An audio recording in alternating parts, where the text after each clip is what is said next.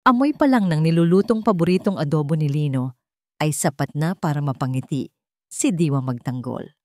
Pinaghalong anghang ng paminta at asim ng suka, isinasayaw ng mahinang apoy sa ilalim ng kaserola.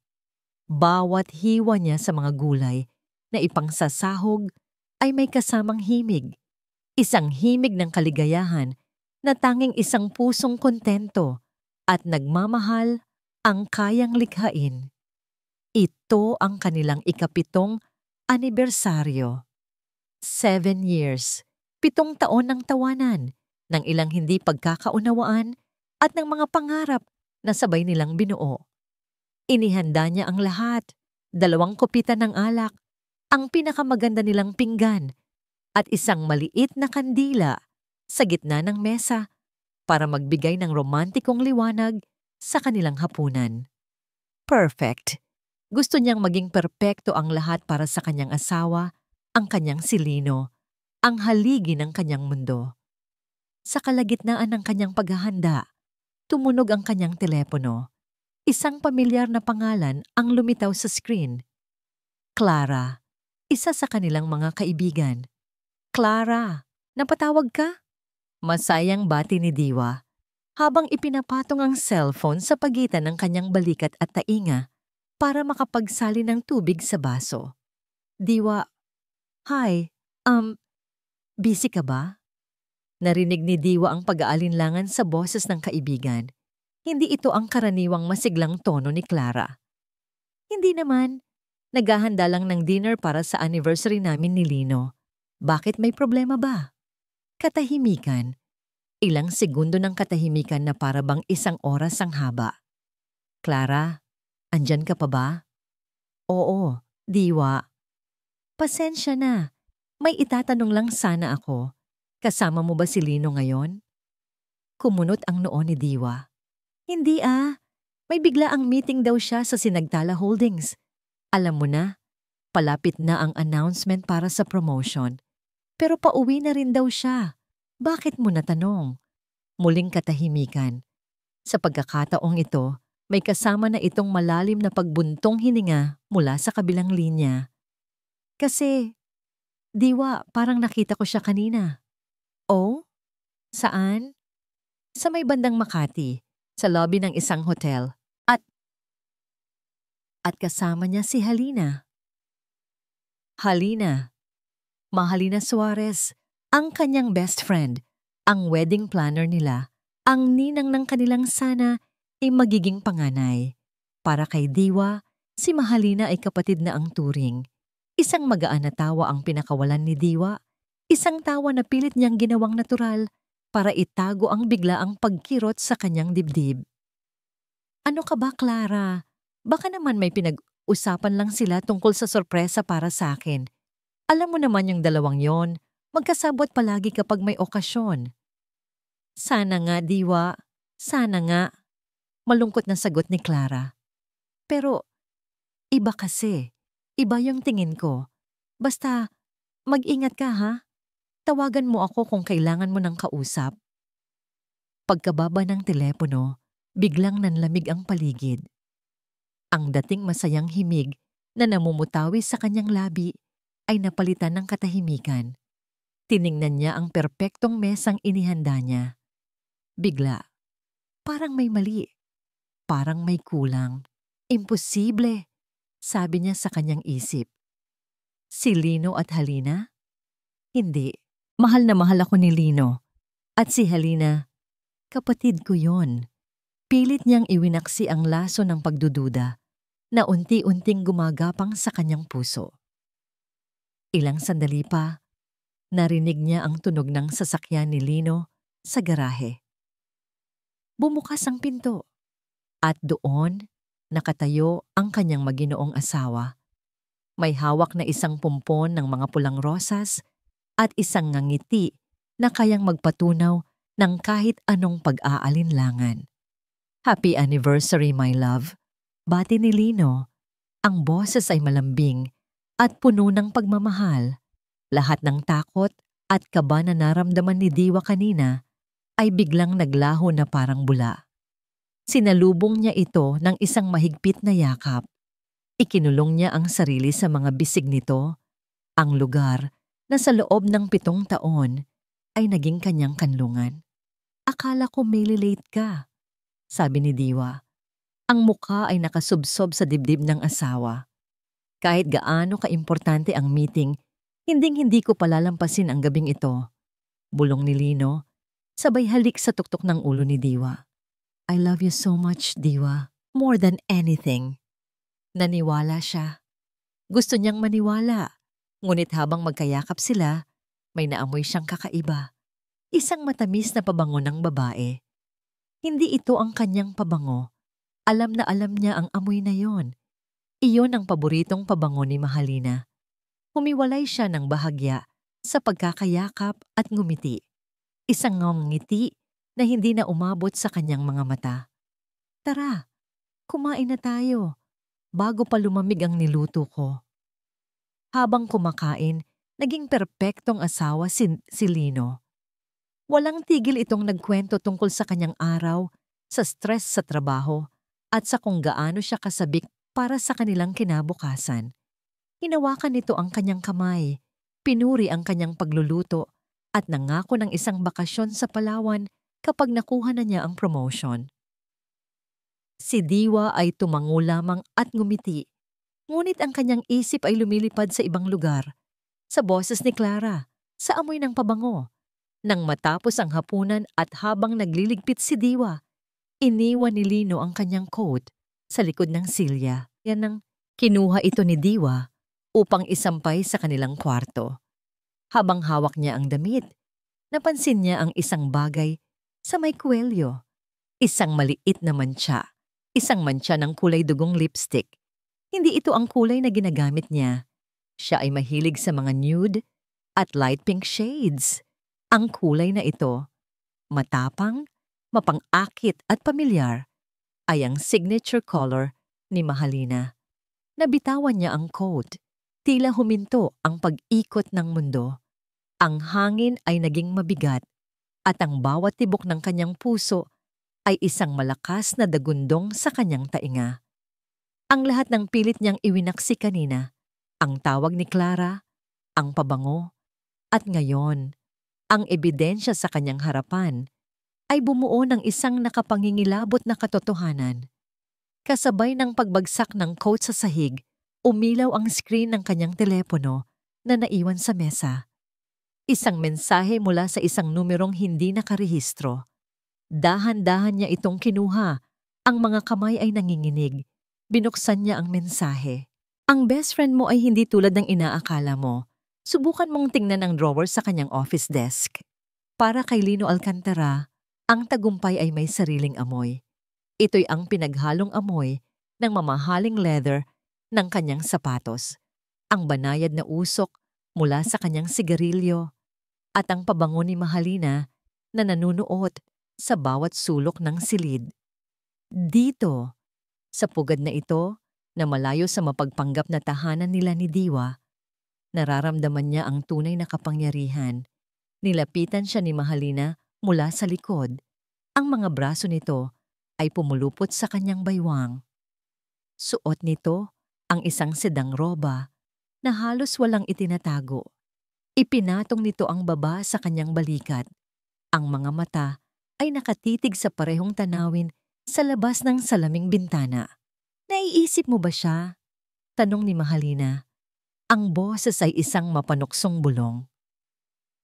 Ngumisi si Lino at humithit sa kanyang sigarilyo bago ito itinusok sa isang ashtray na gawa sa kristal.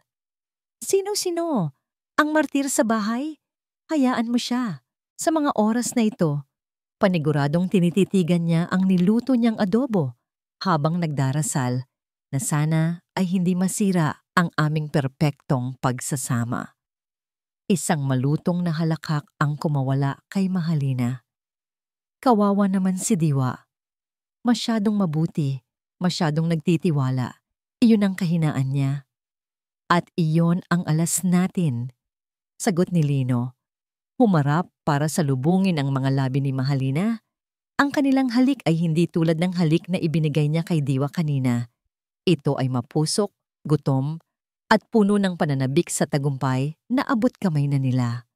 Humiwalay si Mahalina at lumakad patungo sa isang coffee table. Sa ibabaw nito ay hindi mga bulaklak o pagkain, kundi isang itim na folder. Ang label sa labas ay simple lang, Project D.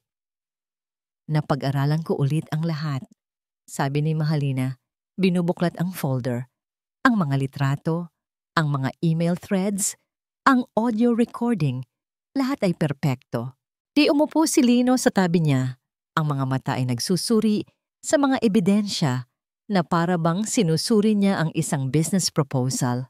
Naroon ang mga litratong kuha kay Diwa sa mga anggulong mukha siyang pagod, gusot ang buhok, at malalim ang mga mata. Mga kuha na palihim na kinunan ni Mahalina sa mga panahong alam niyang pinakamahina ang kaibigan. Naroon din ang mga print-out ng email kung saan sinasadya ni Mahalina na udyukan si Diwa hanggang sa makapagsabi ito ng masasakit na salita dahil sa frustration. Mga salitang kung babasahin ng walang konteksto ay magmumukhang gawa ng isang taong wala sa katinuan. Itong huli ang paborito ko, sabi ni Mahalina. Itinuturo ang isang partikular na email. Ito yung pagkakataong aksidente niyang natapunan ng kape ang thesis paper ni Diwa. Noong college, ilang oras bago ang submission, ang galit at paghihinagpis ni Diwa sa email na yon ay ginawa nilang ebidensya ng pagiging unstable nito noon pa man. Ngumiti si Lino. Hinaplos niya ang pisngi ni Mahalina. Magaling. Noon pa man, alam ko nang may angking galing ka sa pag-arte, Halina. Higit pa sa inaakala ng lahat. Lahat ng ito ay para sa iyo, Lino. Para sa atin. Sagot ni Mahalina. Ang mga mata ay kumikinang sa pagsamba. Para makuha mo na ang nararapat sa iyo ng walang sagabal. Sa sandaling iyon, nag-vibrate ang telepono ni Lino sa ibabaw ng mesa. Kinuha niya ito. Isang mensahe mula kay Diwa. Thank you for tonight, my love. Kahit anong mangyari, tandaan mong mahal na mahal kita. Happy anniversary ulit. Ipinakita ni Lino ang mensahe kay Mahalina. Sabay silang napangisi. Ang sinseridad sa bawat salita ni Diwa ay naging katatawanan sa kanilang pandinig. Kalmado at walang bakas ng kahit anong emosyon, nagtipa si Lino ng isasagot. Mas mahal kita, my one and only. Matulog ka na. I'll see you in my dreams. Pagka-send niya ng mensahe, inilapag niya ang telepono na para bang isang basurang walang silbi. Tapos na ang pagpapanggap para sa gabing ito. Tumayo si Mahalina at may kinuha mula sa kanyang bag. Isang dokumento. Inilapag niya ito sa ibabaw ng mga litrato ni Diwa. Ito ay isang formal na request form. Nakasulat sa itaas ang mga salitang Petition for Involuntary Psychiatric Evaluation. Pinadala ko na ang kopya nito sa abogado mo, sabi ni Mahalina. Ang kailangan na lang ay ang testimonya ng doktor na nakaschedule niyang puntahan at ang isang malaking insidente na magpapatunay sa lahat ng ebidensya natin. Kinuha ni Lino ang papel. Tinitigan niya ito na may ngiti ng isang mananalo. Ito na yon. Ang susi sa kanyang kalayaan. Ang susi sa posisyong Vice President. Ang susi para makuha ang lahat nang hindi nagbibigay ng kahit isang kusing sa babaeng tumulong sa kanyang makuha ang mga yon. Hindi ito simpleng pag-iwan lang sa asawa. Ito ay isang demolition, isang maingat na pagkalkula para wasakin ang kredibilidad, ang reputasyon at ang mismong pagkatao ni Diwa hanggang sa wala nang matira. Tumingin si Lino kay Mahalina. Ang mga mata ay malamig at puno ng determinasyon. Magaling, sabi niya. Maghanda ka na. Sa susunod na linggo, sa party ng kumpanya, sisimulan na natin ang huling yugto. Itinaas niya ang kanyang baso. Makikita ng lahat kung gaano siya kabaliw talaga. Walang tulog. Walang pahinga. Buong magdamag. Si Diwa ay nakaupo sa dilim ng kanilang sala. Yakap-yakap ang sarili habang paulit-ulit na binabasa ang mensahe. Ang bawat salita ay parang lason na kumakalat sa kanyang sistema. Ang best friend mo, ang drawer sa kanyang office desk. Hindi na ito tungkol sa isang lipstick stain o sa amoy ng pabango. Ito ay tungkol sa isang bagay na mas malalim, mas nakapaninindig balahibo. Isang bagay na itinatago sa isang lugar na pinagkakatiwalaan niya. Pagsikat ng araw, hindi na siya nag-isip pa. Ang takot ay napalitan ng isang mapanganib na determinasyon. Nagmaneho siya papunta sa building kung saan naroon ang opisina ni Mahalina. Ang puso niya'y dumadagundong sa bawat metro na kanyang tinatahak. Bilang matalik na kaibigan at madalas nakatulong nito sa mga event, meron siyang sariling access card at duplicate key, isang simbolo ng kanilang pagtitiwala na ngayon ay gagamitin niya para sa ibang dahilan. Ang opisina ni Mahalina ay tulad niya, malinis, organisado, bawat bagay ay nasa tamang lugar. Isang perpektong pagkukunwari. Nilamon ni Diwa ang takot at dahan-dahang lumapit sa desk na gawa sa mahogany. Ang pangalawang drawer sa kanan. Iyon ang laging sinasabi ni Halina na pinaglalagyan niya ng mga personal na gamit.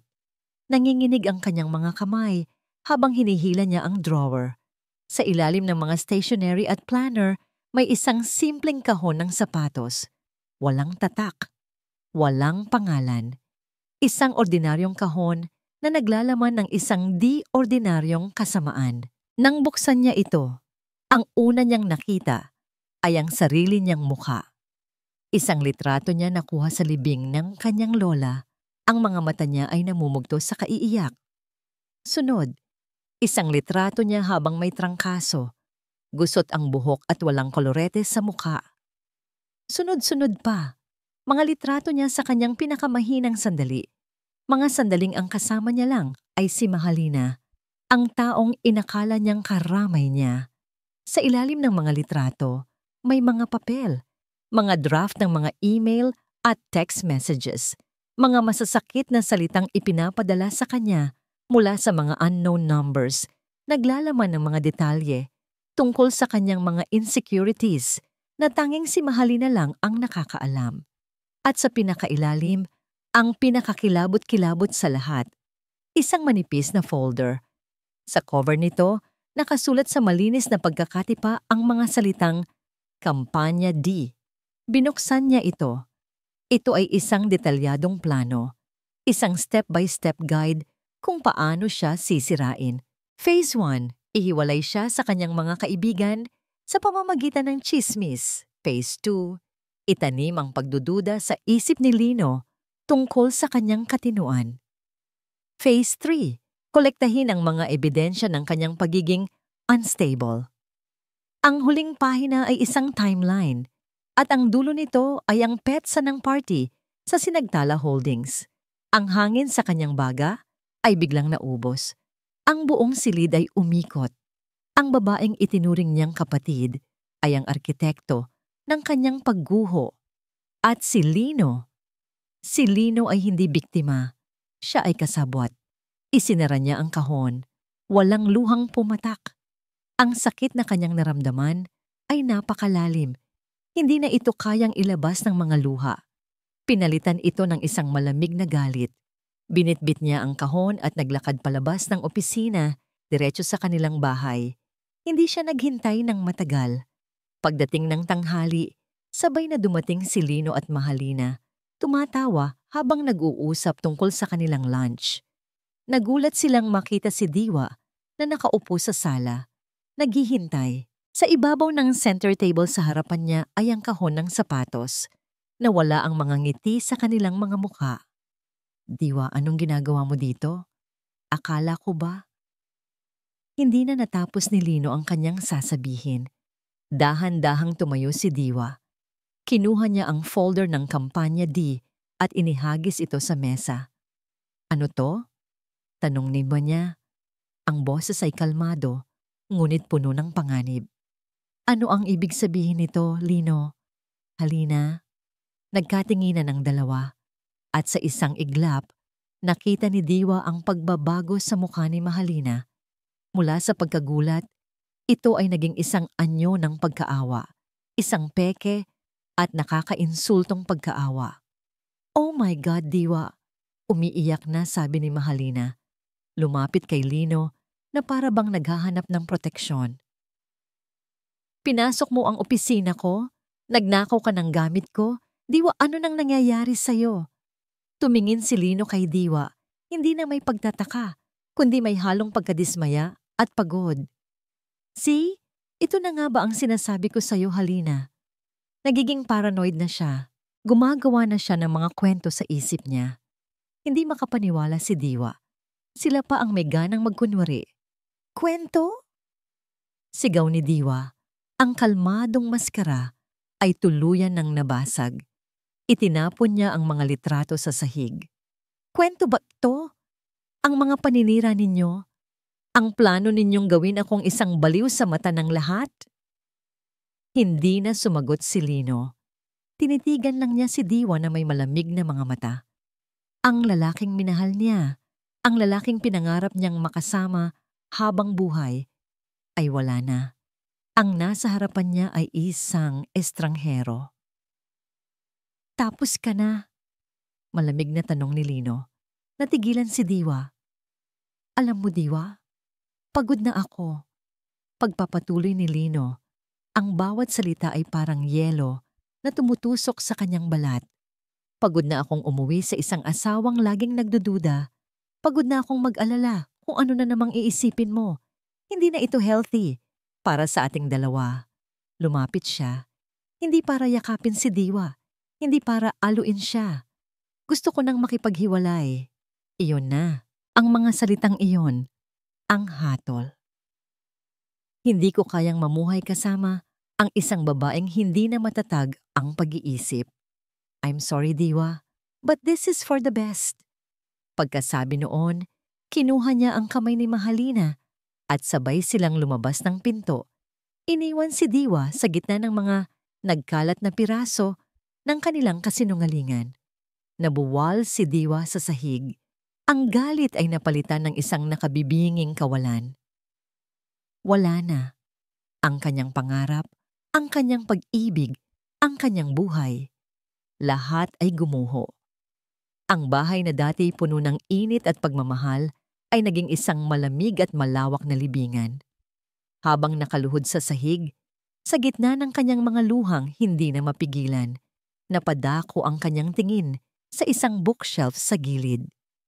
Sa likod ng isang picture frame nila ni Lino, may isa pang mas maliit na frame, isang lumang litrato. Isang litrato niya noong college, masaya at walang inaalala. At sa tabi niya, isang binatang nakangiti. Ang mga mata ay puno ng sinseridad. Isang muka mula sa nakaraan, ang mukha ni Bayan. 3 araw. 3 araw na hindi kumakain ng maayos si Diwa. 3 araw na ang tanging kasama niya sa malawak na bahay ay ang mga multo ng kahapon. Ang adobo na niluto niya noong anibersaryo ay panis na sa refer. Ang mga rosas na bigay ni Lino ay lanta na sa florera. Ang alikabok ay unti-unti nang namumuo sa mga muebles. Isang manipis na balot ng kapabayaan na sumasalamin sa kanyang nararamdaman. Nakatulala lang siya sa bintana. Pinapanood ang mga sasakyang dumaraan na tila mga langgam na abala sa sarili nilang mundo. Isang mundong dati ay parte siya, ngunit ngayon ay parang napakalayo na. Ano na ang gagawin niya? Paano siya lalaban sa 2 taong pinakamalapit sa kanya na ngayon ay mga halimaw na nais siyang lamunin ng buo?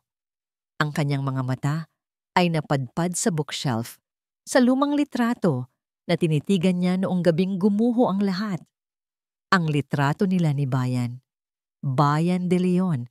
Ang kanyang unang pag-ibig. Ang kanyang naging kasama sa mga pangarap noong sila'y mga simple pa lamang na estudyante. Ang kanilang relasyon ay hindi nagtapos sa away.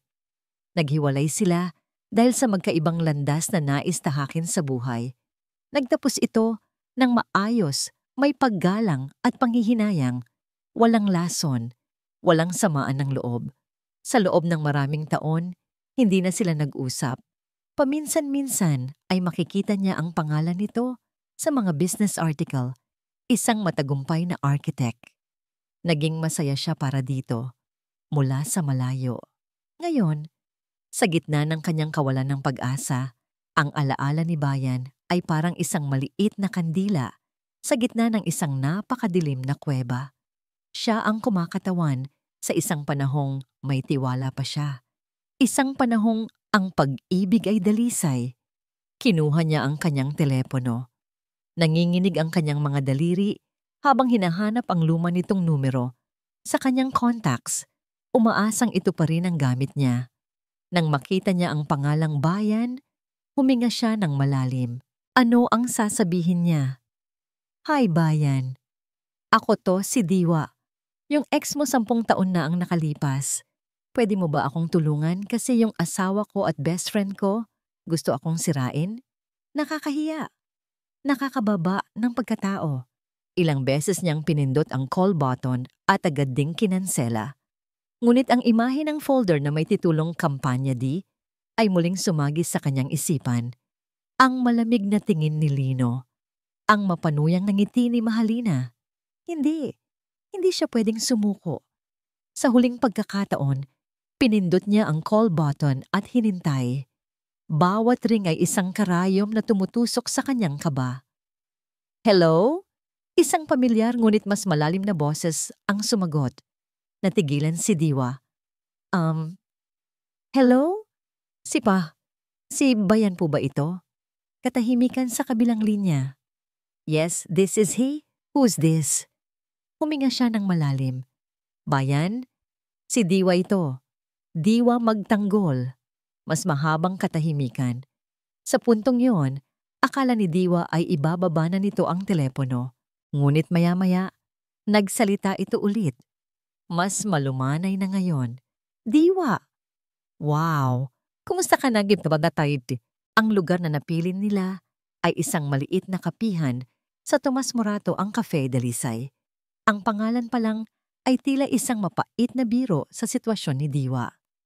Dumating siya ng mas maaga, pumili ng isang pwesto sa sulok kung saan hindi sila gaanong mapapansin.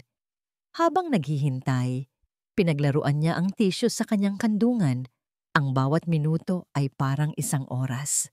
Maya-maya, isang lalaki ang pumasok. Mas matangkad na ito ngayon, mas malapad ang balikat. Ang dating medyo gusgusing buhok ng isang college student ay napalitan ng isang malinis na gupit. Ngunit ang mga matang yon na laging mukhang nakangiti, ay pareho pa rin. Lumapit ito sa kanyang mesa. Diwa.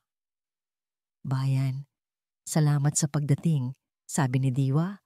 Ang boses ay halos pabulong. Wala yon. Ang totoo, nagulat ako. After all these years, sabi nito habang umuupo. So, kumusta ka na talaga? Iyon ang tanong na nagpabagsak sa lahat ng pader na pilit niyang itinatayo. Sa ilalim ng maamong tingin ni Bayan, naramdaman niya ang kaligtasan para maging mahina. Sinubukan niyang magsimula sa mga simpleng bagay, sa trabaho, sa buhay may asawa.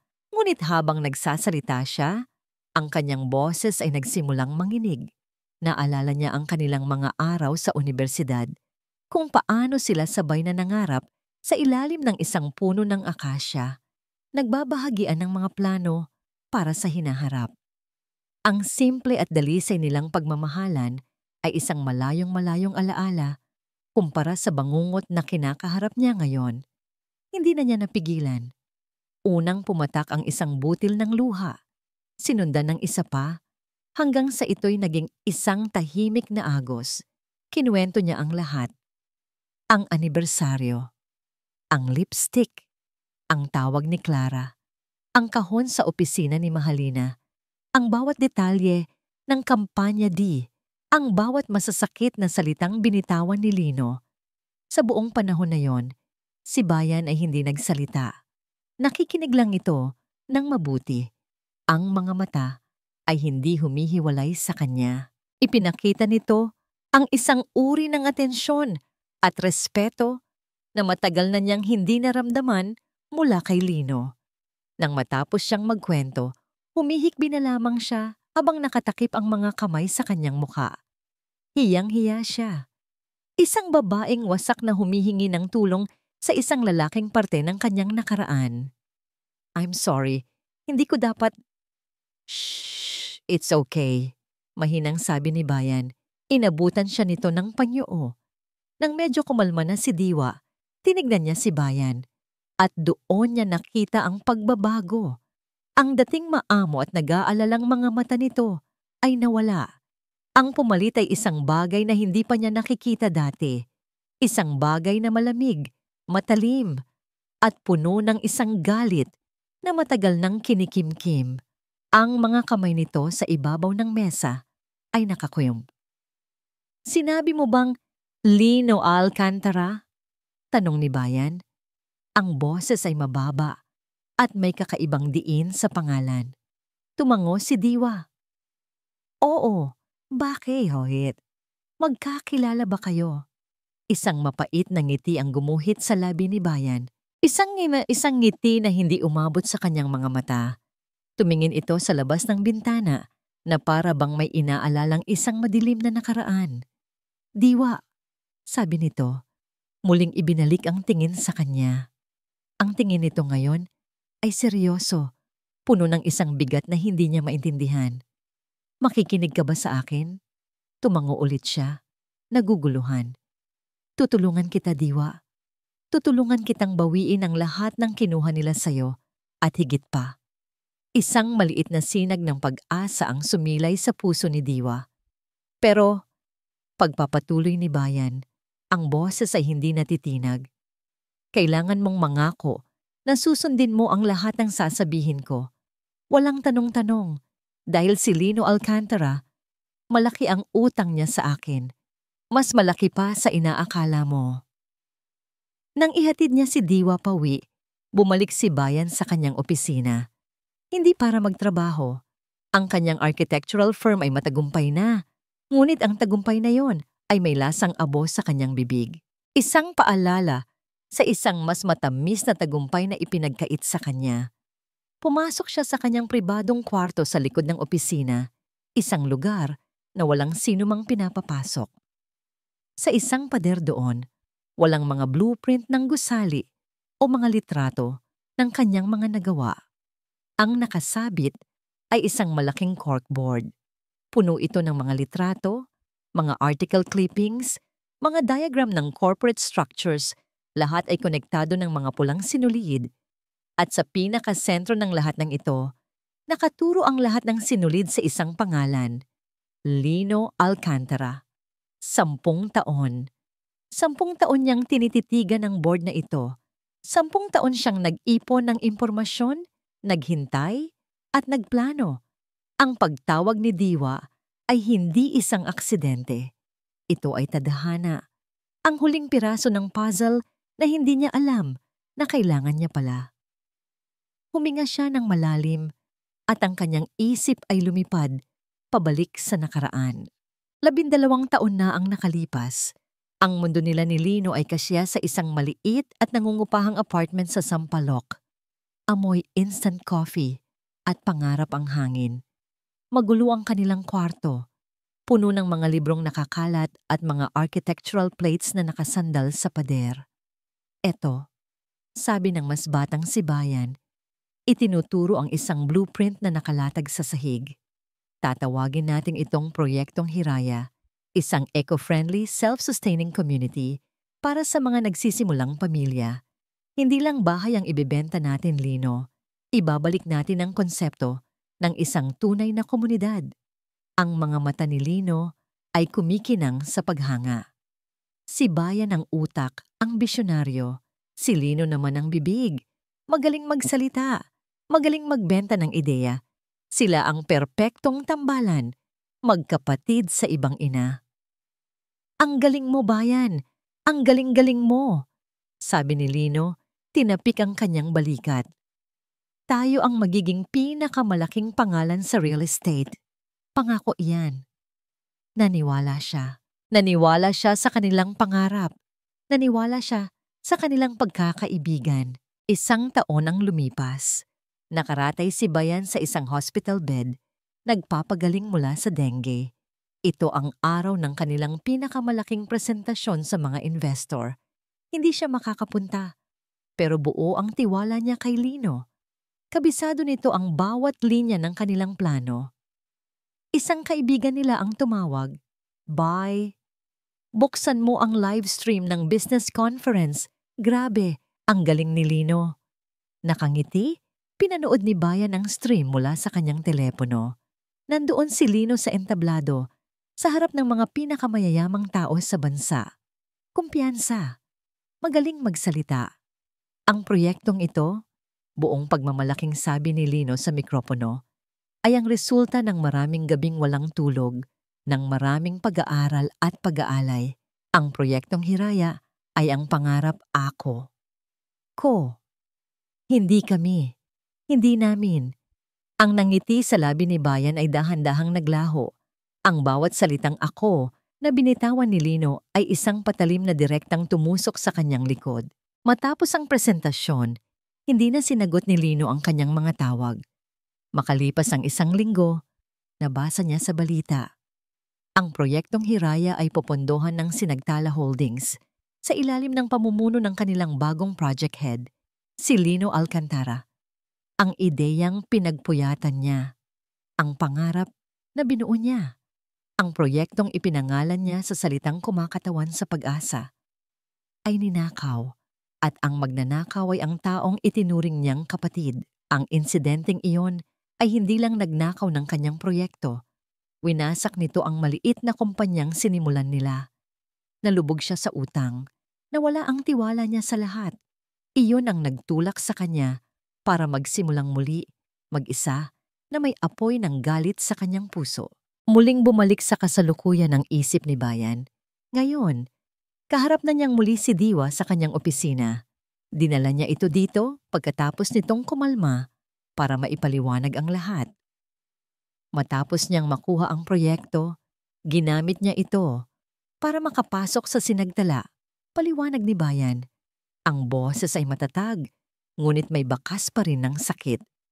Ang pundasyon ng lahat ng meron si Lino ngayon, ang posisyon niya, ang kayamanan niya, ay nakatayo sa ibabaw ng ninakaw niyang pangarap ko. Namutla si Diwa. Hindi ko alam. Hindi niya ito naikwento sa akin. Siyempre, bakit niya ikukwento ang pinakamadilim niyang sikreto?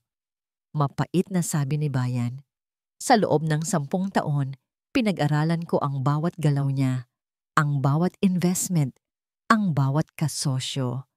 At alam kong hindi siya tumigil doon. Marami siyang koneksyon sa mga kalaban ng Sinagtala, mga transaksyon na hindi idinideklara. Kurakot siya, Diwa. At yung plano niya sa'yo? Hindi lang yan para makuha ang yaman ninyo. Paraan din yan. Para patahimikin ka dahil baka may malaman ka. Ngayon ay naiintindihan na ni Diwa. Hindi lang ito isang simpleng alitan ng mag-asawa.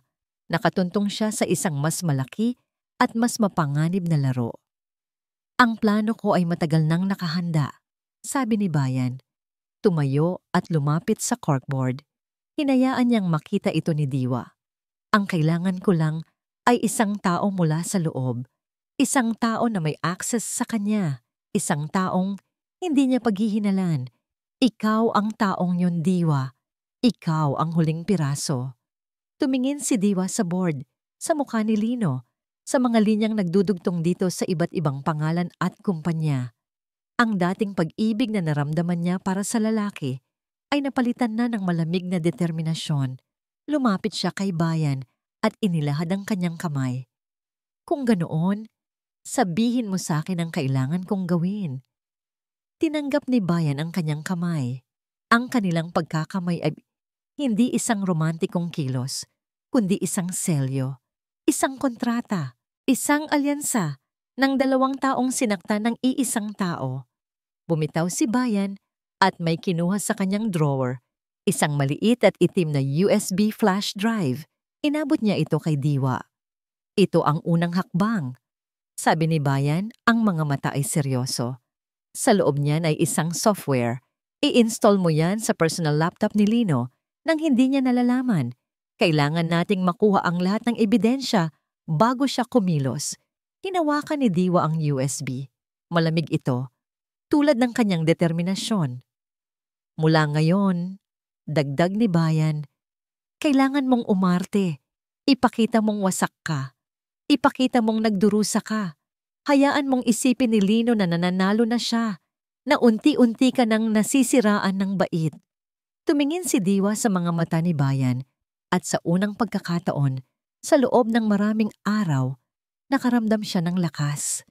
Hayaan mong isipin niyang nawawalan ka na ng kontrol. Pagtatapos ni Bayan. Pero ang totoo, tayo na ang may hawak ng mga tali. Ang unang eksena ay sa isang mamahaling restaurant sa BGC. Isang lugar na madalas puntahan ng mga makapangyarihang tao. Ang perpektong lugar para sa isang iskandalo. Alam ni Diwa mula sa email tracker na inilagay ni Bayan na may mahalagang hapunan si Lino dito, kasama ang mga posibleng investor para sa Sinagtala Holdings. Nagsuot si Diwa ng isang lumang bestida na medyo gusot. Hindi siya nag-ayos ng buhok at sinadya niyang maging maputla ang kanyang mukha na may maitim na bilog sa ilalim ng kanyang mga mata. Sa unang tingin, mukha siyang isang babaeng ilang araw nang hindi natutulog at dinudurog ng problema. Pagpasok niya sa restaurant, agad siyang naghanap at nakita niya sila sa isang pribadong sulok. Si Lino, sa kanyang pinakamakisig na anyo, tumatawa at nakikipag-usap sa dalawang matandang lalaking mukhang kagalang-galang. Hinga, Diwa, parte ito ng plano. Isa kang artista sa entabladong ito, sabi niya sa sarili. Naglakad siya papalapit. Ang bawat hakbang ay mabigat. Bago pa man siya makarating sa mesa, ang kanyang presensya ay napansin na. Ang tawa ni Lino ay biglang naputol nang makita siya. Ang kanyang mukha ay nagpakita ng mabilis na pagbabago, mula sa pagkagulat, patungo sa inis, at sa huli, sa isang pilit na ngiti para sa kanyang mga kasama. Diwa, anong ginagawa mo dito? Tanong ni Lino. Tumatayo at pilit siyang hinaharangan para hindi makita ng mga investor. Sinusundan ka, sagot ni Diwa. Ang boses ay mahina at nanginginig, sapat na para marinig ng mga katabing mesa. Hindi mo sinasagot ang mga tawag ko, Lino. Nag-aalala ako. Sino sila? Sila ba ang dahilan kung bakit lagi kang wala sa bahay? Ang mga salita ay may dalawang kahulugan. Para sa mga nakakarinig, ito ay parang eksena ng isang selosang asawa. Ngunit para kay Lino, ito ay isang direktang atake sa kanyang profesionalismo. Darling, please, not now. We're in a meeting. Pabulong na sabi ni Lino. Ang mga ngipin ay nagngingit-ngit sa galit. Meeting? Tumaas ang boses ni Diwa. O baka naman isa na naman ito sa mga sikreto mo, tulad ni Mahalina. Ka-meeting mo rin ba siya? Sa puntong yon, lahat ng mata sa kanilang paligid ay nakatuon na sa kanila. Ang mga kasamang investor ni Lino ay hindi na mapakali sa kanilang upuan. Hinawakan ni Lino ang braso ni Diwa, mahigpit. Tumigil ka na. Umuwi ka na. Biglang umiyak si Diwa. Isang malakas na hikbi na puno ng sakit. Bakit, Lino? Dahil ba sinisira ko ang perpekto mong imahe? Ang imahe na binuo mo sa ibabaw ng mga kasinungalingan?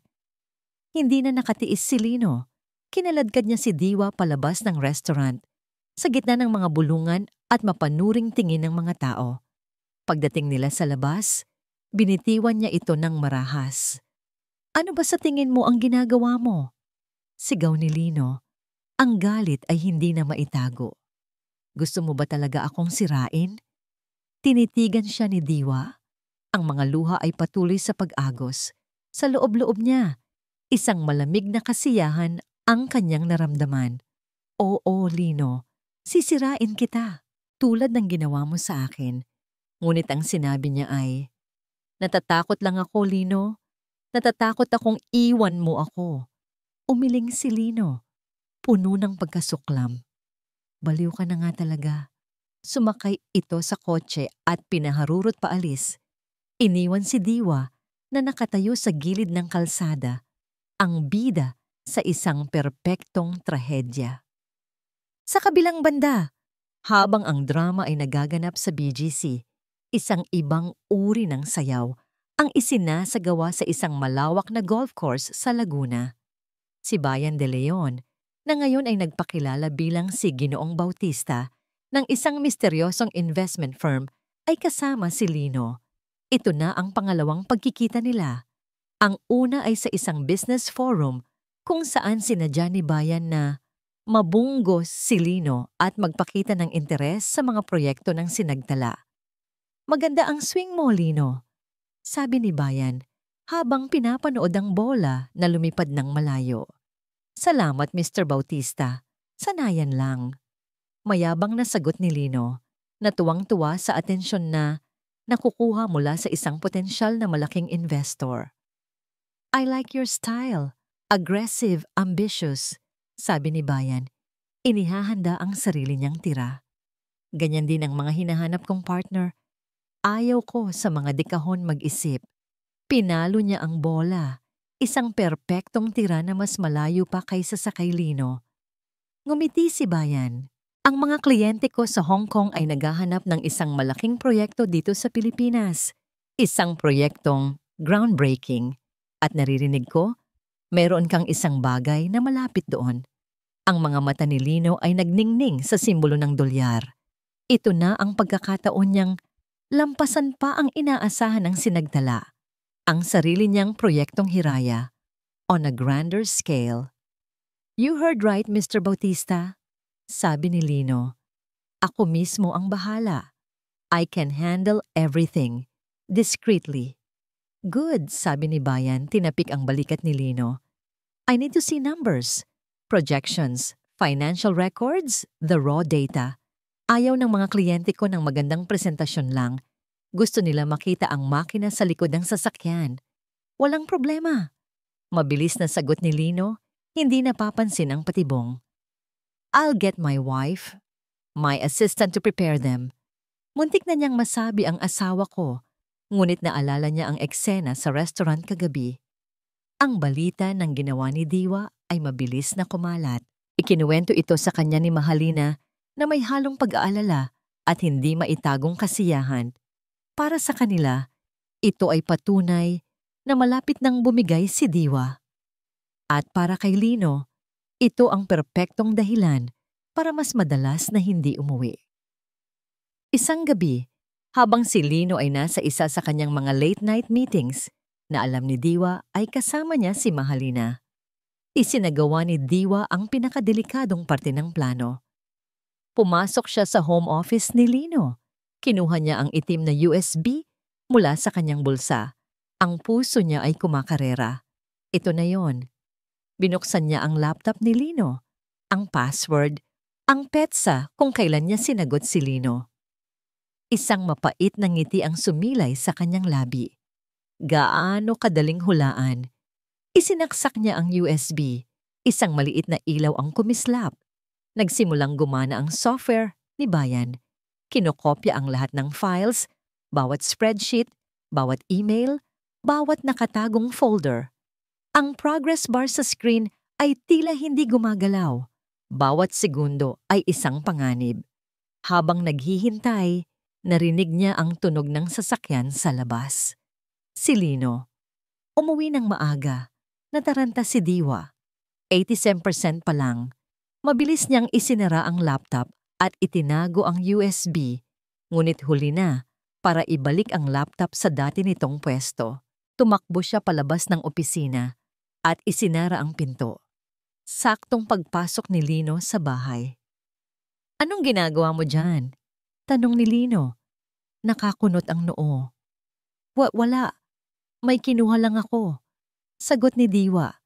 Pilit na pinapakalma ang sarili. Tinitigan siya ni Lino ng may pagdududa, ngunit mukhang pagod na ito para makipagtalo. Dumiretso ito sa kanilang kwarto. Nakahinga ng maluwag si Diwa, ngunit ang kanyang misyon ay hindi pa tapos.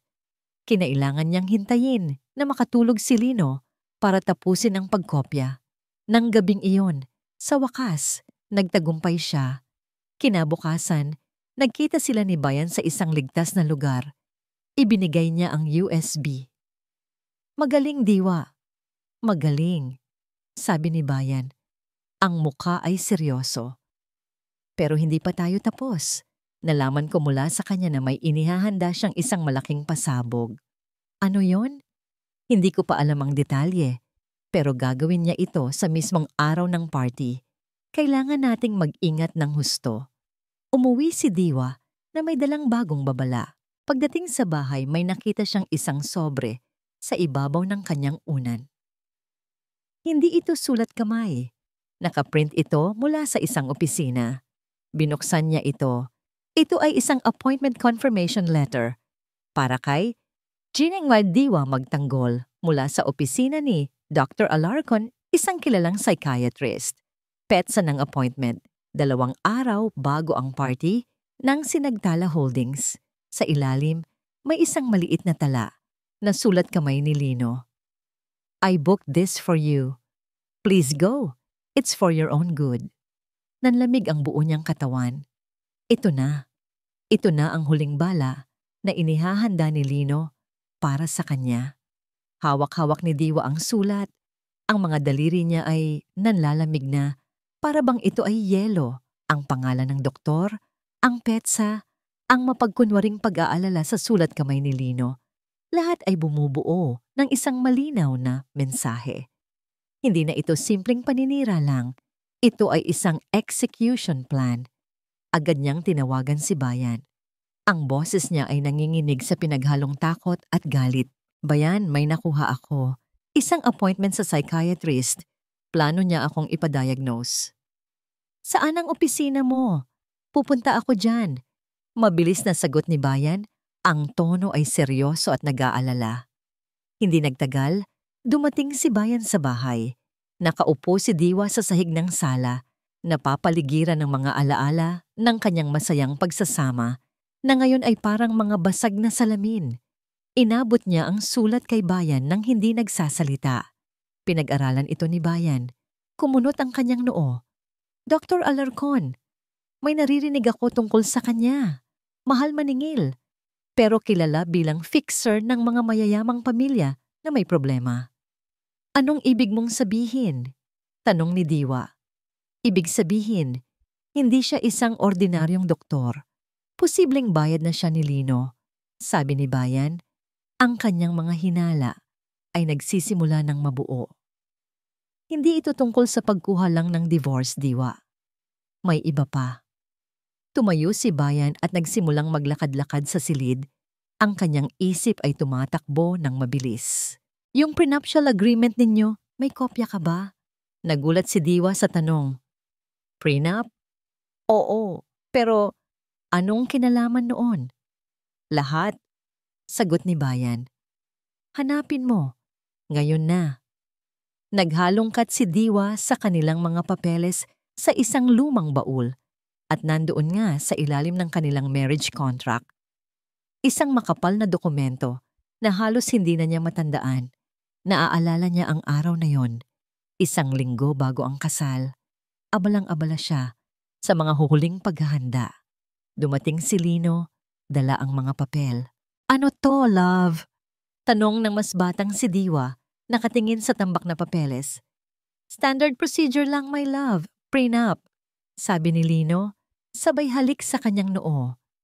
"Para lang to sa mga negosyo ko. Para protektahan ka in case may mangyari. You know, legal stuff. Pirmahan mo na lang dito. Nagmamadali ako, may meeting pa ako sa supplier ng mga ilaw." Nagtitiwala. Ganoon siya katanga. Ganoon siya kabulag sa pag-ibig. Ni hindi niya binasa ang fine print. Pinirmahan niya ang lahat ng pahina kung saan may nakaturo na sign here dahil ang sabi ni Lino, para iyon sa kanilang kinabukasan. Inabot niya ang dokumento kay Bayan. Mabilis na sinuri ni Bayan ang bawat pahina.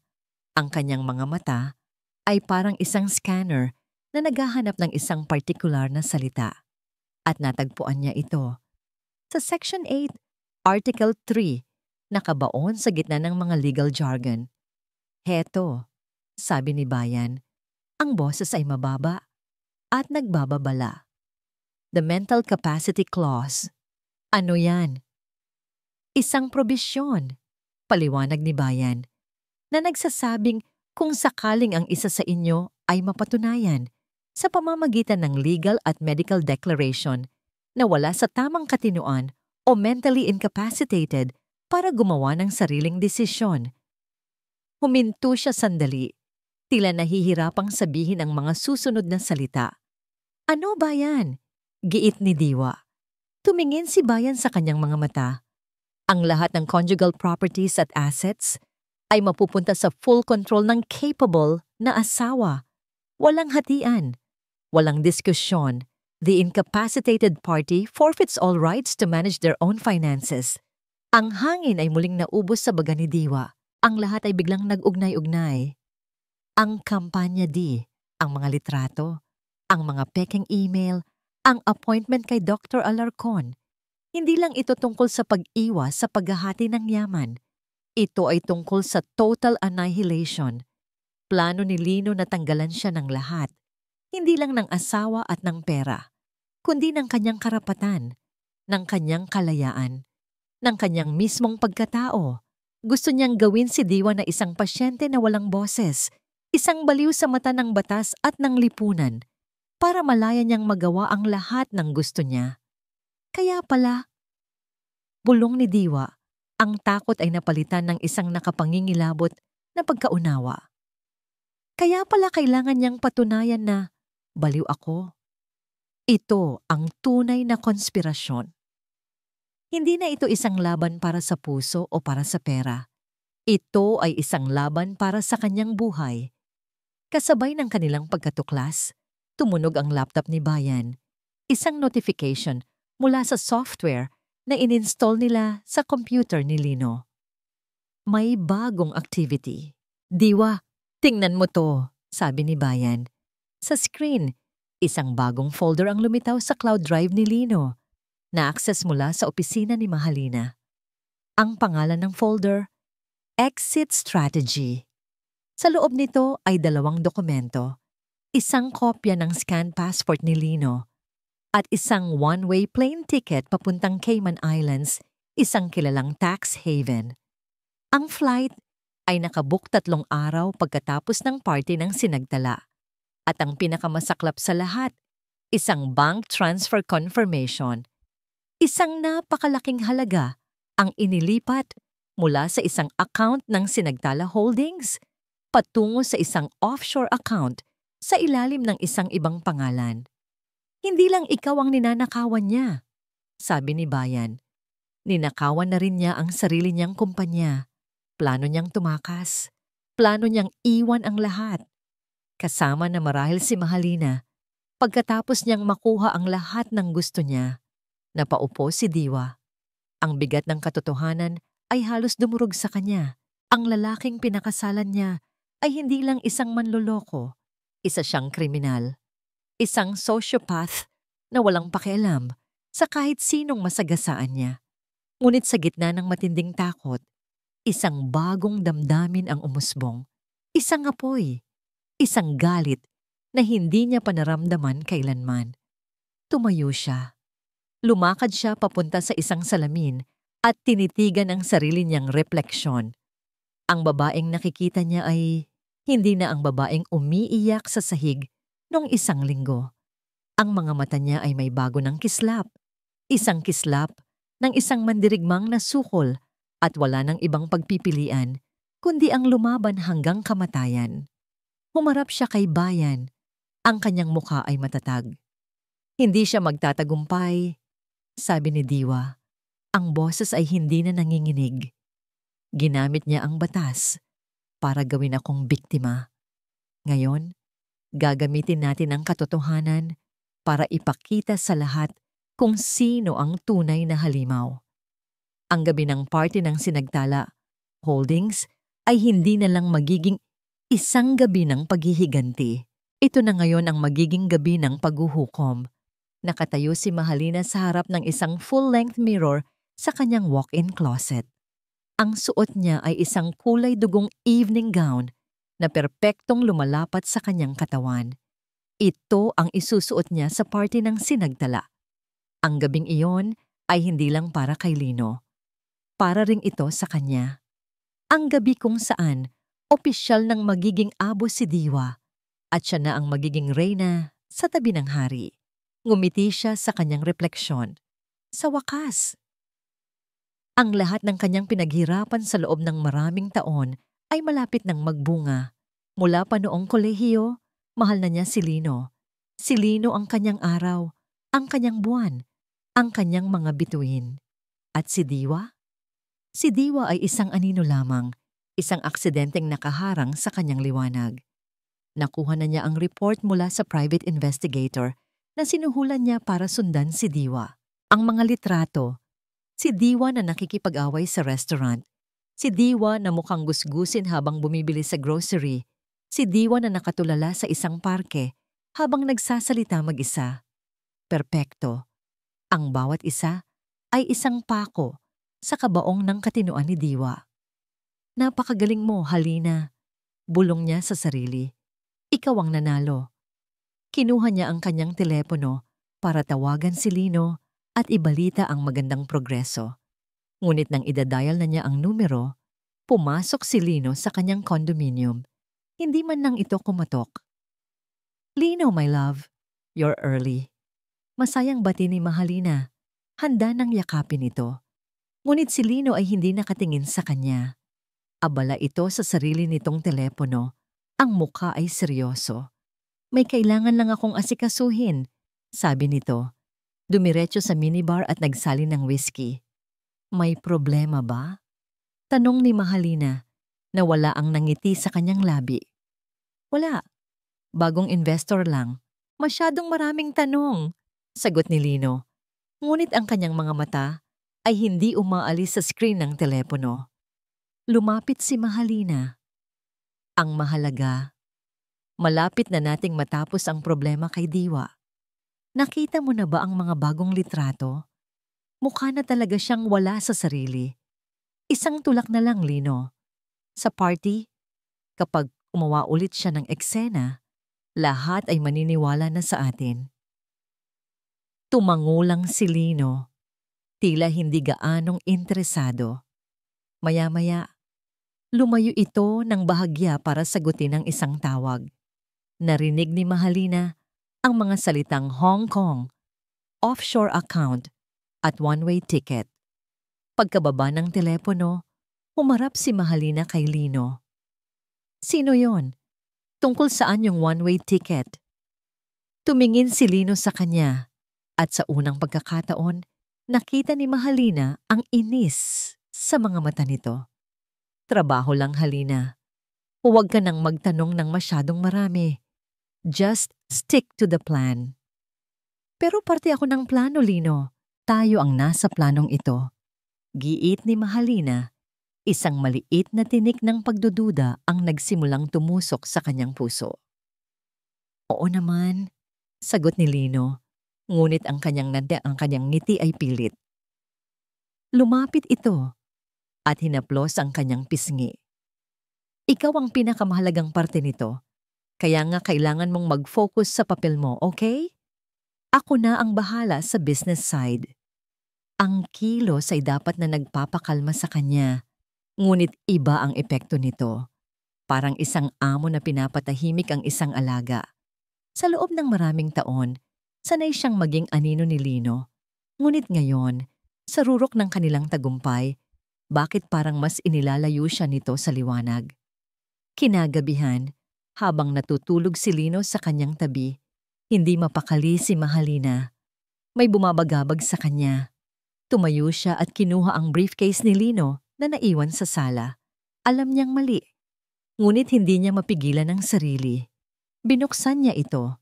Sa ilalim ng mga papeles ng sinagdala, may isang sobre. Sa loob nito ay isang pasaporte. Ngunit hindi ito ang pasaporte na alam niyang pag-aari ni Lino. Iba ang pangalan, Angelo Reyes. Ngunit ang litrato ay walang dudang si Lino. Nanlamig ang kanyang mga kamay. Isang pekeng pasaporte, isang offshore account, isang one-way ticket. Biglang nag-ugnay-ugnay ang lahat sa kanyang isipan.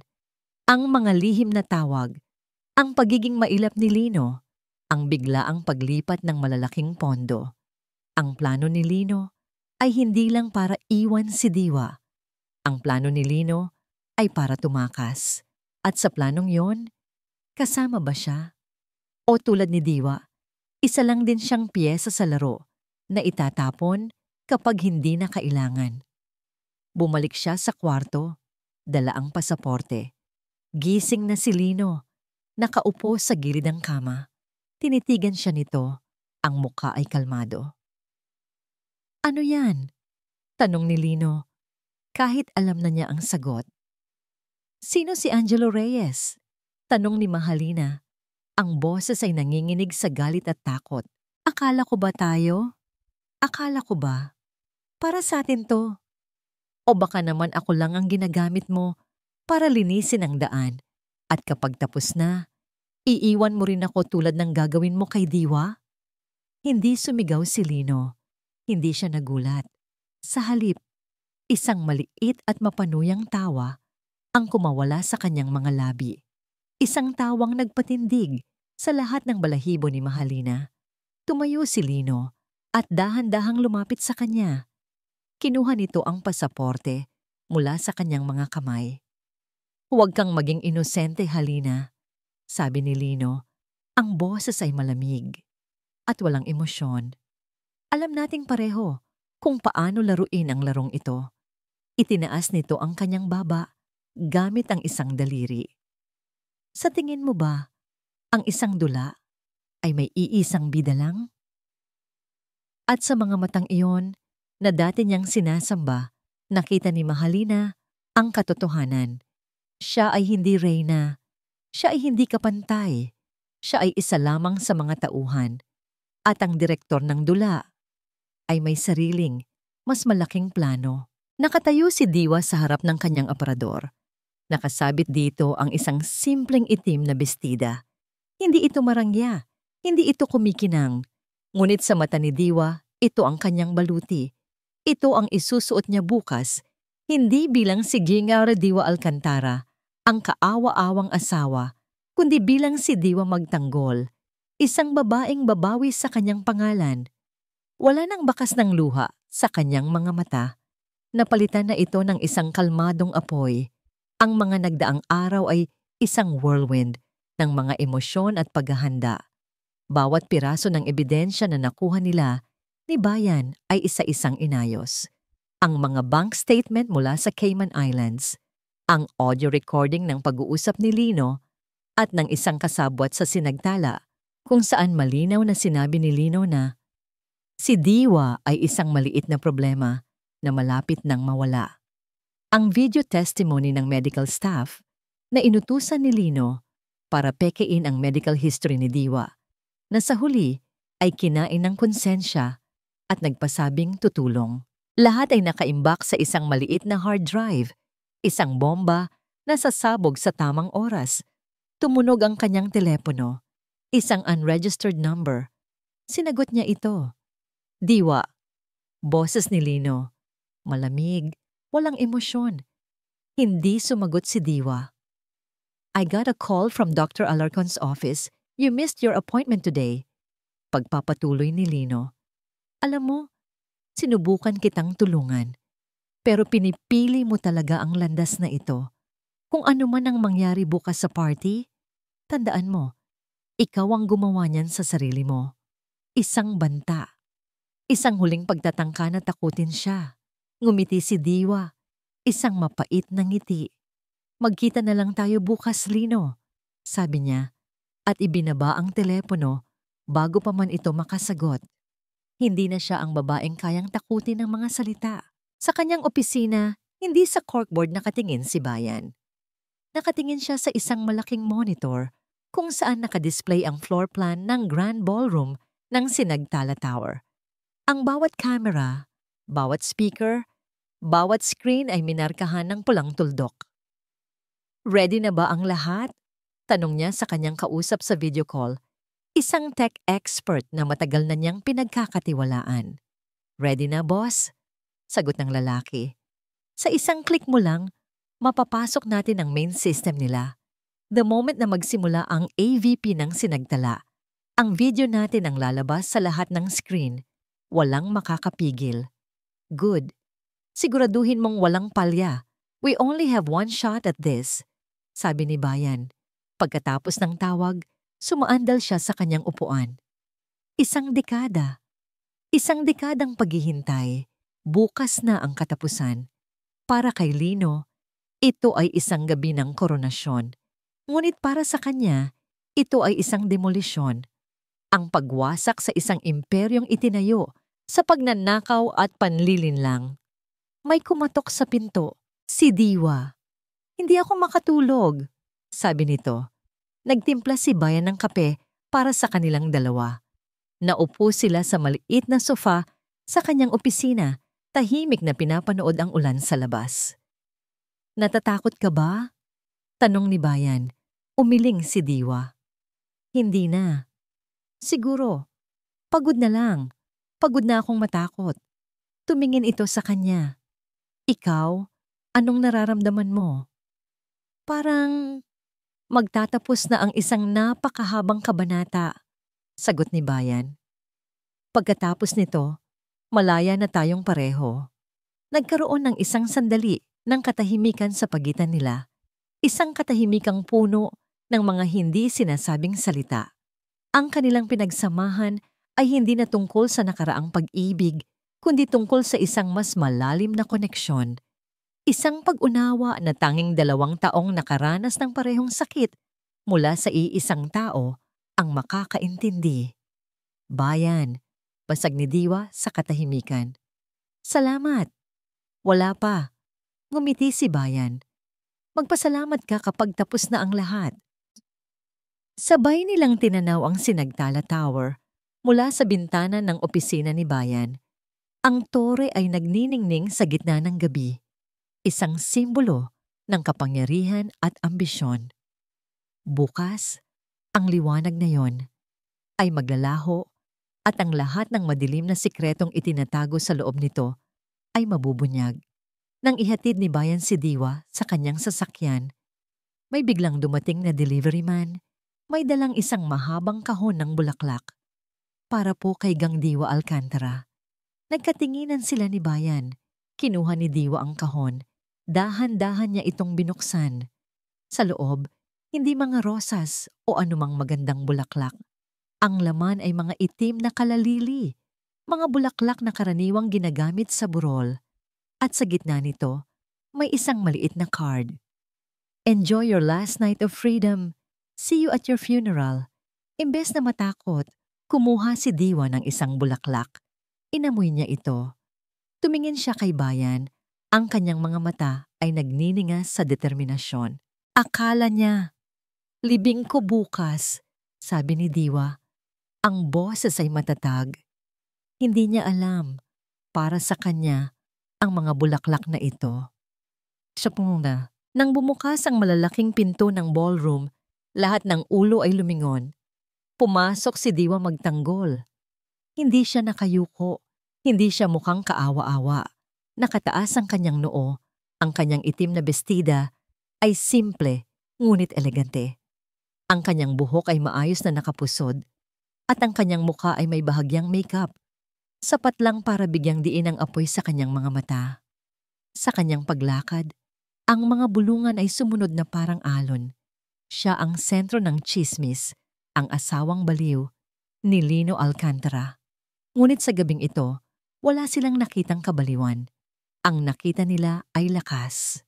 Sa kabilang dulo ng silid, nakita niya si Lino, napapaligiran ng mga board member, ang hari ng gabi. Sa tabi nito ay si Mahalina, nakasuot ng isang maningning na pulang gown. Ang ngiti sa kanyang labi ay parang tropeyo. Nang magtama ang kanilang mga mata, nakita ni Diwa ang pagkasuklam sa tingin ng dalawa na may halong pagkagulat dahil sa hindi nila inaasahang anyo niya. Ngumiti lamang si Diwa, isang maliit at misteryosong ngawangiti. Bago nagpatuloy sa paglakad, patungo sa isang tahimik na mesa sa gilid. Nagsimula ang programa, mga talumpati, mga parangal. Si Lino ay pinarangalan bilang Employee of the Year, isang paghahanda para sa kanyang nalalapit na promosyon bilang Vice President. Buong pagmamalaki siyang umakyat sa entablado, kumakaway sa mga tao. Maraming salamat sa karangalang ito, simula ni Lino sa kanyang talumpati. Ang daan patungo dito ay hindi naging madali. Maraming sakripisyo, maraming pagsubok, hindi lang sa profesional na aspeto, kundi pati na rin sa personal. Tumingin siya sa direksyon ni Diwa. Ang kanyang mga mata ay puno ng pekeng kalungkutan. May mga pagkakataon na ang mga pinakamalapit sa atin ang siyang nagiging pinakamalaking hamon. Ngunit sa tulong ng Diyos at ng mga tunay na kaibigan, nalalampasan natin ang lahat. Ang mga tao ay nagbulungan, puno ng awa para kay Lino. Si Mahalina ay may pekeng luha sa kanyang mga mata. Ito na. Ito ang simula ng kanyang huling pag-atake. Ngunit bago pa man niya maipagpatuloy, isang boses ang pumutol sa kanya mula sa audience. Isang napakagandang talumpati, Ginoong Alcantara. Lahat ay lumingon. Papalapit sa entablado si Bayan de Leon na ipinakilala kanina bilang si Ginoong Bautista, ang espesyal na panauhin at investor. May hawak siyang mikropono. Kung inyo pong mamarapatin, bago nating ibigay ang entablado sa ating susunod na Vice President, nais ko lang magbahagi ng ilang salita tungkol sa integridad. Napakunot ang noo ni Lino. Hindi alam kung ano ang nangyayari. Ang integridad, pagpapatuloy ni Bayan, ang kanyang boses ay malinaw at malakas. Umaalingaw-ngaw sa buong ballroom ay ang paggawa ng tama. Kahit na walang nakatingin, ito ang pundasyon ng tiwala. Ang pundasyon ng isang matatag na kumpanya at ang pundasyon ng isang matatag na pagkatao. Ngunit paano kung ang pundasyong yon ay itinayo sa pagnanakaw? Natigilan si Lino. Ang pangalan ni Bayan ay hindi niya matandaan, ngunit ang muka, may kung anong pamilyar dito. Paano kung ang taong pinapalakpakan natin ngayon ay isang arkitekto ng panlilinlang? Dagdag ni Bayan. Hindi lang ng pangarap ng iba, kundi pati na rin ng tiwala ng kumpanyang ito. Sa hudyat na yon, biglang namatay ang mga ilaw sa entablado. Ang tanging liwanag ay nagmula sa 3 malalaking LED screen sa likuran ni Lino na dapat sana ay magpapakita ng AVP ng kanyang mga nagawa. Ngunit hindi iyon ang lumabas. Ang unang lumabas ay isang audio file. Ang boses ni Lino, malinaw na malinaw. Recording Lino. Si Diwa ay isang maliit na problema na malapit nang mawala.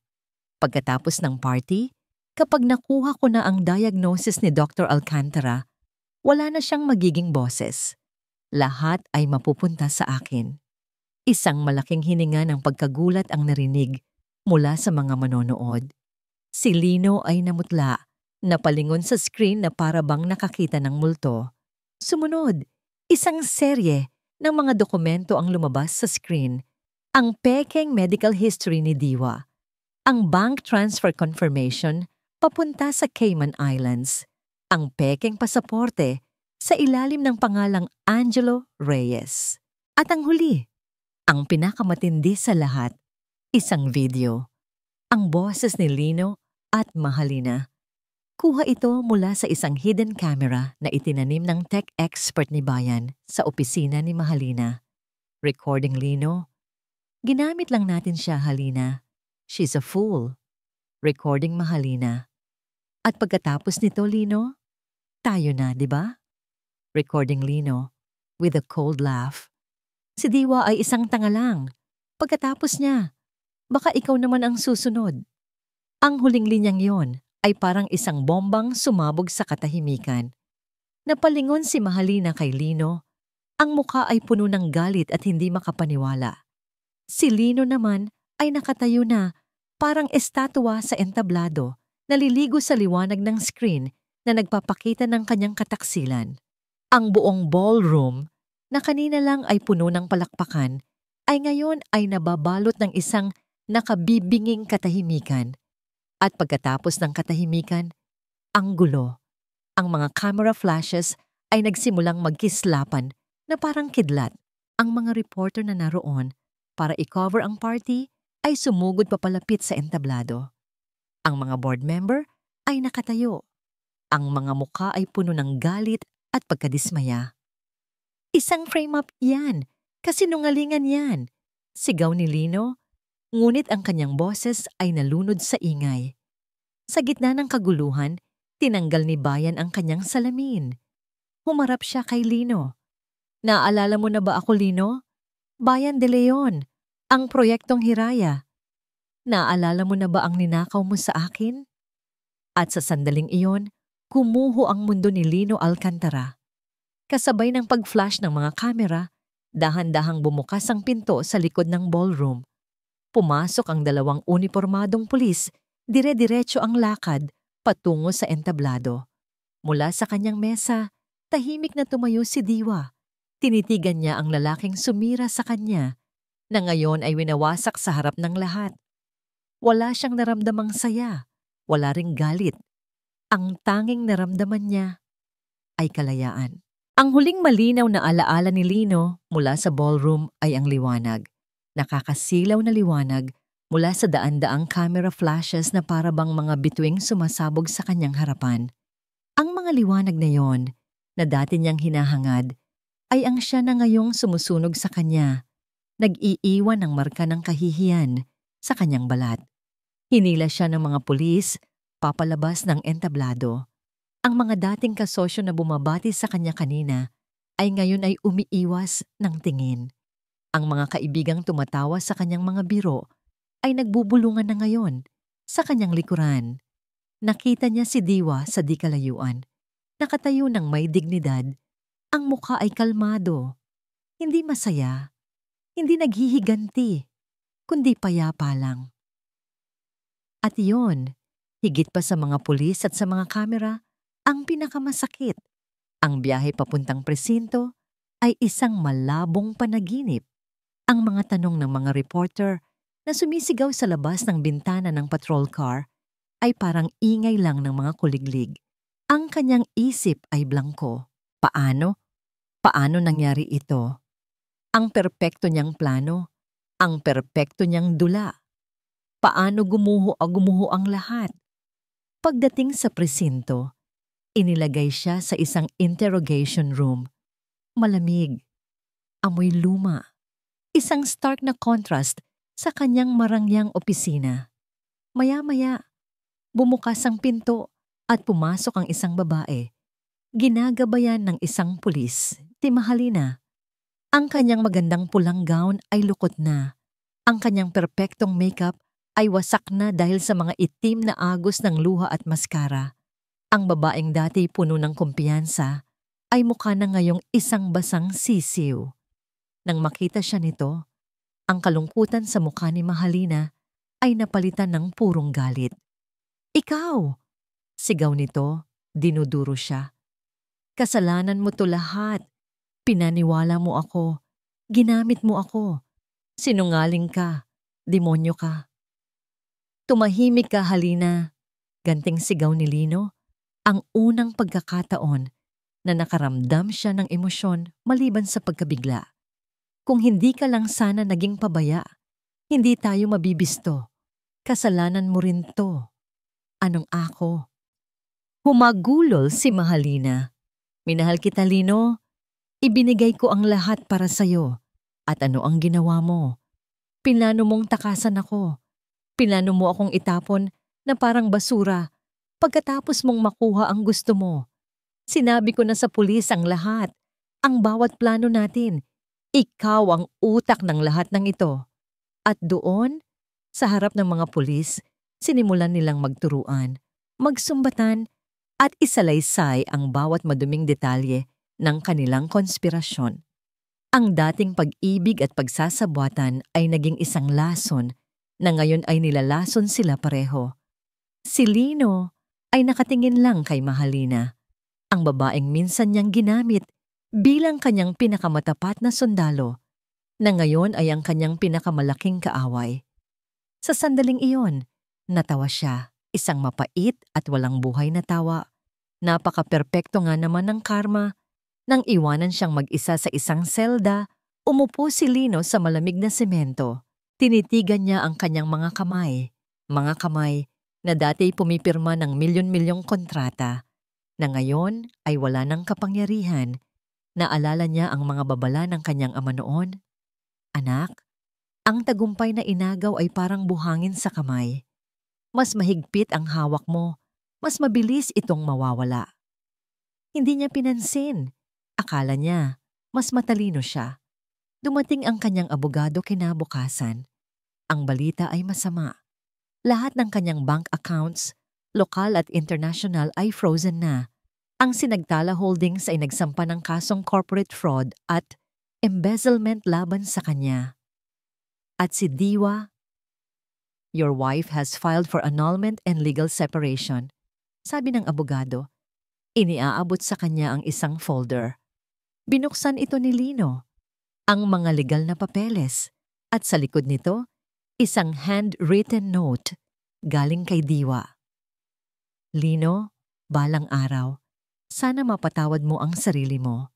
At sa araw na yon, sana mahanap mo ang kapayapaan na hindi kayang ibigay ng pera o kapangyarihan. Hanggang sa muli.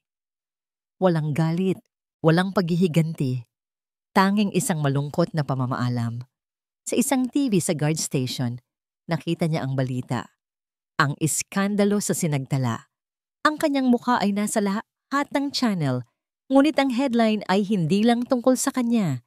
Ito ay tungkol din kay Diwa. CEO's wife exposes massive fraud, becomes an icon of strength. Si Diwa ay pinupuri. Isang bayani, isang babaeng lumaban at nanalo. Isinandal ni Lino ang kanyang ulo sa malamig na rehas. Nawala na ang lahat. Ang pera, ang posisyon, ang kapangyarihan. Maging ang babaeng ginamit niya ay kinalaban na siya. Ang tanging natira ay ang malamig at nakabibinging katotohanan ng kanyang pag-iisa. Kasabay ng pag-lock sa kanyang selda para sa gabi, dumating ang isa pang dokumento mula sa abogado ni Diwa. Ang opisyal na petisyon para sa annulment. Sa espasyo para sa reason for separation, isang salita lang ang isinulat ni Diwa, malinaw at matatag: paglaya, kalayaan. At sa unang pagkakataon, naintindihan ni Lino, ang kalayaan na yon ay hindi lang para kay Diwa. Para rin sana sa kanya. Ngunit pinili niya ang gintong hawla na ngayon ay naging isang tunay na kulungan. 6 na buwan ang lumipas. Ang hangin sa lungsod ng Pag-asa ay masariwa ngayon para kay Diwa. O baka naman, sa wakas, ay malaya na siyang huminga. Nakatayo siya sa isang maliit na entablado, sa harap ng isang grupo ng mga kababaihan, mga miyembro ng media at mga taga-suporta. Sa likuran niya ay isang banner na may mga salitang, "Ang Diwa ng Pag-asa Foundation. Boses mo, lakas mo." Ang pinakamasakit na sugat ay hindi yung nakikita ng mata. Panimula ni Diwa sa kanyang talumpati. Ang boses ay matatag at puno ng pakikiramay. Ito yung mga sugat sa ating isipan at sa ating kaluluwa. Mga sugat na dulot ng psychological at emotional abuse. Ang kwento ko po ay hindi naiiba sa kwento ng marami sa inyo. Ngunit ang gabi pong ito ay hindi tungkol sa akin. Ito ay tungkol sa atin. Tumingin siya sa mga mukha sa kanyang harapan. Mga mukhang may bakas ng sakit, ngunit mayroon na ngayong kislap ng pag-asa. Ang pundasyong ito ay hindi po kwento ng paghihiganti. Pagpapatuloy niya. Ito po ay kwento ng pagbawi. Pagbawi sa ating boses na pinatahimik. Pagbawi sa ating lakas na sinubukang agawin. At pagbawi sa ating karapatang mabuhay nang walang takot. Dito sa Diwa ng Pag-asa, lahat tayo ay may karamay. Pagkatapos ng kanyang talumpati, pinalibutan siya ng mga tao nag-aalok ng mga yakap at pasasalamat. Sa isang sulok, nakatayo si Bayan, nakangiti at tahimik, na pumapalakpak. Kinabukasan, nagkita sila sa lugar kung saan nagsimula ang lahat, sa Cafe Dalisay. "Congratulations ulit, Diwa. I'm so proud of you," sabi ni Bayan, habang iniaabot sa kanya ang isang tasa ng kape. "Hindi ko ito magagawa kung wala ka," sinserong sagot ni Diwa. "Salamat, Bayan, sa lahat." "Wala yon. Tinulungan lang natin ang isa't isa," sabi ni Bayan. "So anong next para sa'yo? Bukod sa foundation?" Ngumiti si Diwa. "Hindi ko pa alam. At sa unang pagkakataon sa buhay ko, okay lang yon. Okay lang na hindi ko alam. Ang mahalaga, ang bawat araw ngayon, pag-aari ko, nagkaroon ng komportableng katahimikan sa pagitan nila. Walang ilangan, walang what-ifs. Ang kanilang pinagsamahan ay lumago at naging isang bagay na mas dalisay kaysa sa nakaraang pag-ibig. Isang tunay at malalim na pagkakaibigan na binuo sa respeto at pinagtibay ng isang napakabigat na pagsubok. Sila ay dalawang kaluluwang naghilom, magkahiwalay ngunit magkasama. Pag-uwi sa kanyang bagong apartment, isang mas maliit ngunit mas maliwanag na lugar, nagpasya si Diwa na oras na para sa huling hakbang. Kinuha niya ang isang kahon mula sa ilalim ng kanyang kama. Ang kahon na naglalaman ng mga huling alaala ng kanyang nakaraan. Binuksan niya ito. Sa loob ay ang kanilang wedding album, ang mga tuyong bulaklak mula sa kanyang bridal bouquet, at ang mga lumang love letter mula kay Lino. Dati, ang pagtingin sa mga ito ay parang paghawak sa mga nagbabagang uling. Ngayon, wala na siyang naramdamang sakit. Tanging isang mapait na aral at isang pakiramdam ng paglaya. Isa-isa niyang pinunit ang mga pahina ng album, hindi sa galit, kundi sa isang tahimik na ritual ng pagpapalaya. Inilagay niya ang lahat ng piraso sa isang itim na garbage bag. Dinala niya ito sa labas at inihulog sa basurahan. Sa pagbagsak nito sa ilalim, naramdaman niya ang isang bigat na tuluyang nawala sa kanyang mga balikat. Tapos na. Pagbalik sa loob, may nakita siyang isang sulat sa ibabaw ng kanyang mesa. Galing ito sa isa sa mga unang babaeng tinulungan ng kanyang foundation. Binuksan niya ito. "Dear Miss Diwa," basa niya. "Hindi ko po alam kung paano magpapasalamat. Dahil po sa inyo, nagkaroon ako ng lakas ng loob na iwan ang isang mapang-abusong relasyon. Dahil sa inyo, nalaman kong hindi ako nag-iisa. Ibinalik ninyo sa akin ang aking diwa. Maraming salamat po." Isang luha ang pumatak mula sa mata ni Diwa. Ngunit sa pagkakataong ito ay luha ng pasasalamat at kasiyahan. Ang sakit na kanyang pinagdaanan ay mayroon ng kahulugan. Mayroon na itong silbi. Kinaumagahan, bago pa man sumikat ang araw, nagmaneho si Diwa papunta sa dalampasigan ng lungsod ng Pag-asa. Naglakad siya sa buhanginan. Hinayaan ang malamig na tubig na dampian ang kanyang mga paa.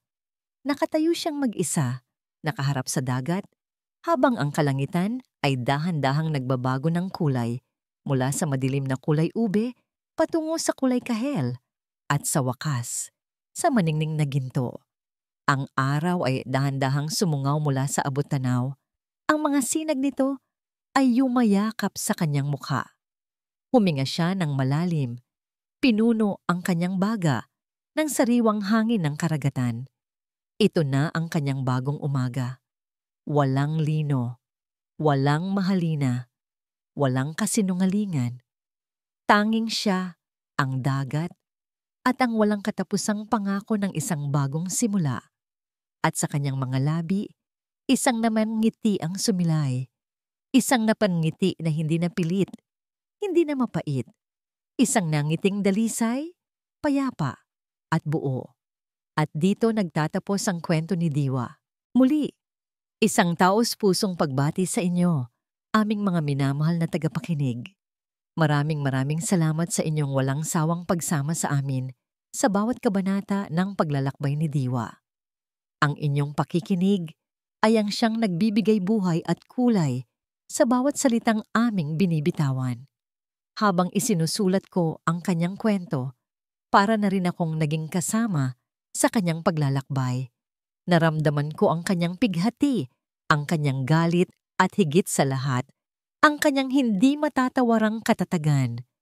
Ang bawat pagsubok na kanyang hinarap ay isang paalala na kahit sa pinakamadilim na gabi, laging mayroong sinag ng pag-asa na nag-aabang sa umaga. Sapagkat ang kwento ni Diwa ay isang paalala na ang tunay na pag-ibig, ang pag-ibig sa sarili, ay hindi natatagpuan. Ito ay nililikha. Ito ay binubuo mula sa mga basag na piraso ng ating kahapon at dinidiligan ng pagpapatawad at pag-asa.